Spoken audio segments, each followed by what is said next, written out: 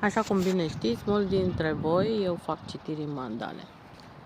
Și vreau să lămuresc lucrurile foarte clar. Citirile mele în mandale nu au nicio legătură cu alte tehnici de lucru cu mandalele.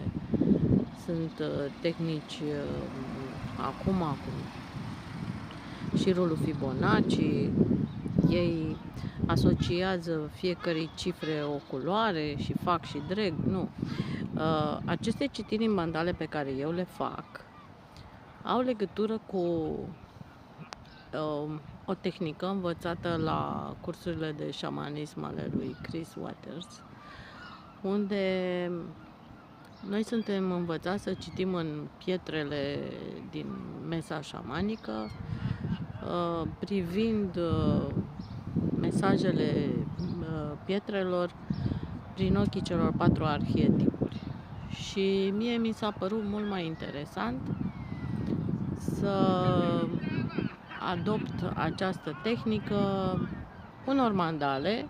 Sunt 62 de mandale cu diverse teme, cărora le-am asociat numere. Voi alegeți un număr și primiți mandala necolorată pe e-mail.